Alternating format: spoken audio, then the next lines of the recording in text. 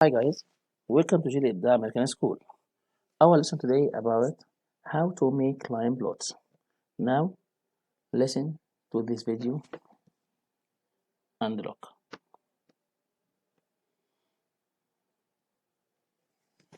The essential understanding for this lesson is line plots are one way to organize and represent numerical data.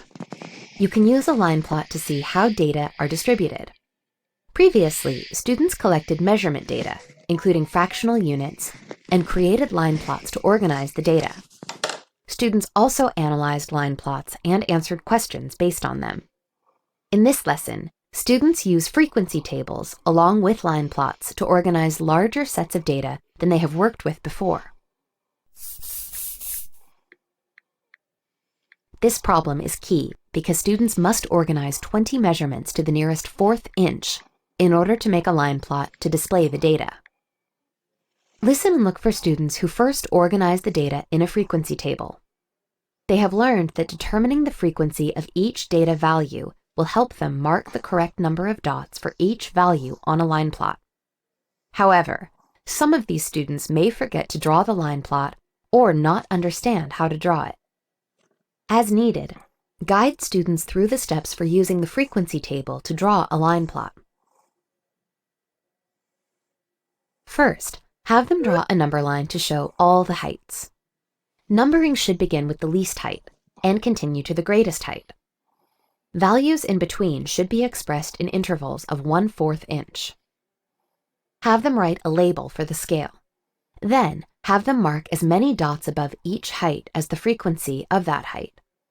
And finally, have them write a title for the line plot. Listen and look for other students who accurately draw a line plot with all of these features. These students demonstrate an understanding of how to make line plots to organize and represent larger sets of numerical data. Understanding how a line plot is made will help students read, analyze, and use data displayed in a line plot. Okay, now we listen to another video for more understanding.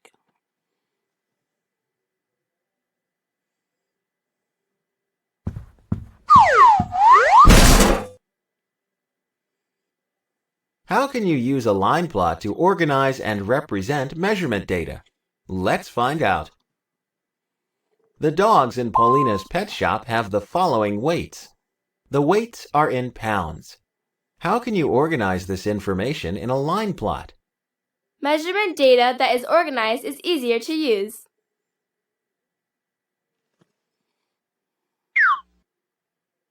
Organize the data. Write the weights from least to greatest.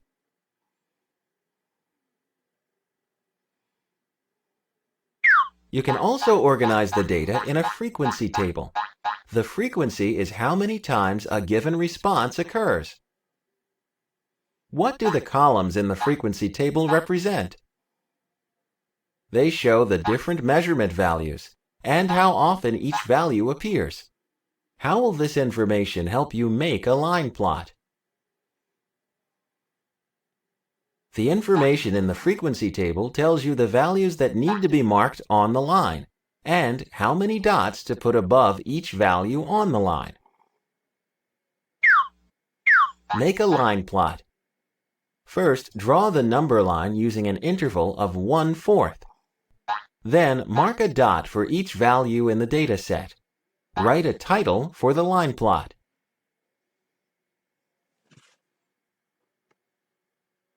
What does each dot on the line represent? What do the numbers on the line represent? Each dot represents one dog, and the numbers represent the weights of the dogs in pounds. What observations can you make about the dogs in the pet shop? Their weights can be organized into two groups. 6 dogs weigh from 6 to 8½ pounds, and 6 dogs weigh from 11½ to 12¼ pounds. Now you know how to use a line plot to organize and represent measurement data.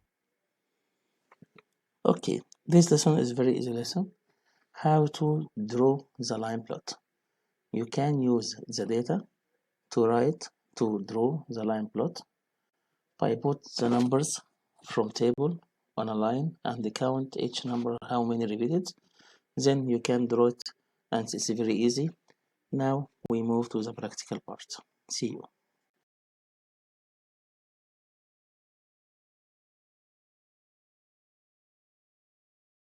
Hi guys, now the practical part. Okay, open your book page 707. Okay, now how to draw line plots. We have data. Okay, now we represent this data by dots on number line. Okay, number line 10, 11, 12, 13, 14, 15 and so on, and each space or each distance between two whole numbers divided into 4 parts: 10, 10 and a quarter, 10 and a half, 10 and 3/4, and 11 and so on. So 11 and a quarter here, 11, 11 and a quarter, we put dot. Okay, now 12 and a half, 12, 12 and a quarter, 12 and a half, we put dot. 11 and a quarter, another one. 14 and 3/4, 14, quarter, half, 3/4. 10 and a half, 10 and a half. 11 and a quarter, yes, another one, and 12. Okay, here you note that the most often is yes 11 and a quarter because we have 3 dots, and which number is outlier here? Hey, we can set 12 because 12 is a whole number and all data on a fraction number, so 12 is outlier. Okay, question number 6. Half, here 0, quarter, half, 3/4 and 1.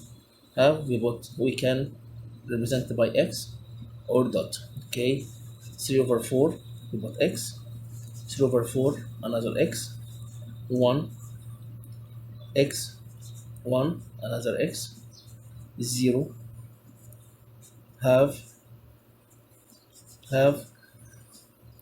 3/4. Which is most often? Half and 3/4. Okay, which is outlier? 0, because 0 is far away from the whole data. Thank you.